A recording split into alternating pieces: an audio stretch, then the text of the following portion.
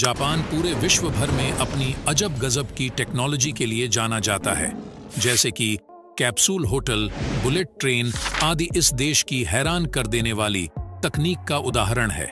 लेकिन जापान यही नहीं रुका, वो नए नए प्रयोग कर नई नई तकनीक का विकास करते जा रहा है। तो इस वीडियो में हम जापान की कुछ खास तकनीक के बारे में बताने जा रहे हैं, जिन्हें जानकर आप भी कहेंगे कि जापान एक नहीं, दो नहीं, बल्कि 100 कदम विश्व से आगे रहता है। अगर आपको यह टेक्नोलॉजी अच्छी लगे तो वीडियो को एक लाइक जरूर कर देना और साथ ही चैनल को सब्सक्राइब भी कर देना। तो चलिए शुरू करते हैं। जापान का आविष्कार गो गर्ल डिवाइस। कई महिलाओं को पब्लिक टॉयलेट में पेशाब करने से एलर्जी हो जाती है और बहुत बार इन्फेक्शन हो जाता है। तो कई बुजुर्ग महिलाओं को टॉयलेट जाने में दिक्कत होती है। प्रेगनेंसी में कई बार महिलाओं को बैठने में दिक्कत होती है। महिलाएं ट्रैकिंग पर जाती है तो टॉयलेट की जगह नहीं मिलती। ट्रैफिक में फंसे होने पर, ट्रेन में, फ्लाइट में और भी कई ऐसी परिस्थितियों में इनको घंटे तक टॉयलेट जाने के लिए रुकना पड़ता है। तो इस समस्या का समाधान जापान ने निकाला। जापान ने महिलाओं के लिए एक ऐसा डिवाइस लाया है जिसका इस्तेमाल करके महिलाएं जेंट्स की तरह टॉयलेट कर पाएगी। फीमेल यूरिनेशन डिवाइस कोन के आकार में बना हुआ उपकरण है जो सिलिकॉन, पॉलीयूरेथेन या प्लास्टिक से बना होता है।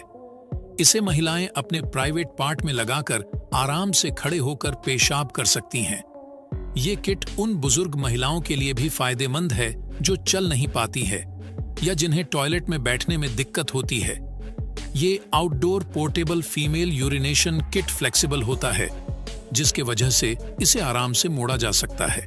ये ट्रैवल फ्रेंडली भी होते हैं, जिन्हें आप आराम से अपने बैग में कैरी कर सकती हैं। दोस्तों, अगर आपको अपने घर में टॉयलेट बनाना है तो किस तरह बनाएंगे? मुझे लगता है कि ऐसा ऐसा या ऐसा आप कुछ ऐसा बनाएंगे। लेकिन अगर आप जापान की बात करेंगे तो जहां पर हमारी सोच खत्म होती है वहां उनकी सोच चालू हो जाती है।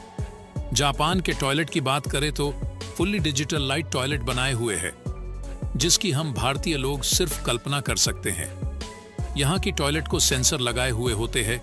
जैसे आप अंदर पहुँचते हैं तो टॉयलेट का ढक्कन अपने आप खुल जाता है और आप इसे बटन या अपने मोबाइल से भी कंट्रोल कर सकते हैं। दोस्तों, इनके टॉयलेट में इतने फीचर दिए हैं कि हमारे एसी के रिमोट के बटन भी कम पड़ेंगे। आपको यह जानकर भी आश्चर्य हो सकता है कि जापानी हाईटेक शौचालय गर्म टॉयलेट सीटों के साथ आते हैं, जो आपको ठंड के मौसम में राहत के लिए है। आप अपनी इच्छित गर्मी की मात्रा को भी तय कर सकते हैं और आप गर्मियों में इस फंक्शन को बंद कर सकते हैं। यहाँ के टॉयलेट में म्यूजिक सिस्टम भी होता है, जो आपकी अनवांटेड साउंड को बाहर जाने से रोकता है। कारोबार में लोग कई तरीके आजमा रहे हैं।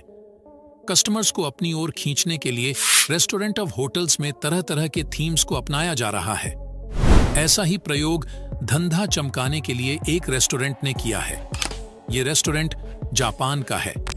यहाँ खाना परोसने के लिए प्लेट या बाउल का इस्तेमाल नहीं किया जाता है। यहाँ पर लड़की के शरीर पर खाना परोसा जाता है। जापान के इस रेस्टोरेंट का नाम न्योटाइमोरी एक्सपीरियंस है। अपनी इसी खासियत के चलते यहाँ हर वक्त लोगों की लंबी लाइन लगी रहती है। यहाँ होटल में डाइनिंग टेबल पर कोई प्लेट नहीं होती है। यहाँ पर एक महिला लेटी रहती है। महिला के शरीर पर कई तरह के पकवानों को सजाकर रखा जाता है। यहाँ पर आने वाले ग्राहक इन व्यंजनों को अपनी इच्छानुसार खाते हैं। बता दे, जापान में शरीर पर खाना परोसने का चलन काफी समय पहले से था। तो क्या आप इस होटल में जाना पसंद करोगे? कमेंट में बताएं। दोस्तों, आप जब भी होटल या ढाबे पर खाना खाने जाते हो तब आप क्या ऑर्डर करेंगे और होटल में क्या अवेलेबल है, ये समझने के लिए कागज के मेनू कार्ड बनाए हुए होते हैं और हम कार्ड में देखकर हमें जो चाहिए ऑर्डर कर देते हैं। बहुत बार कोई नई डिश जब हम ऑर्डर करते हैं तो हमें पता नहीं रहता कि वो कैसी दिखती है, लेकिन जापान में ऐसा नहीं होता। वहाँ के होटल में आपको मेनू कार्ड के कागज नहीं मिलेंगे, बल्कि आपको मेनू कार्ड की 3D डिश ही दिखाएंगे। इससे आपको ऑर्डर करने में आसानी होती है और आपका समय भी बच जाता है। और यह डिश बिल्कुल ओरिजिनल डिश की तरह दिखती है, जिसे देखकर कोई भी ओरिजिनल समझकर चौंक सकता है। जापान में 90% मोबाइल वाटरप्रूफ है, क्योंकि ये लोग नहाते समय भी फोन यूज करते हैं। मुसलमानों को नागरिकता न देने वाला जापान अकेला राष्ट्र है।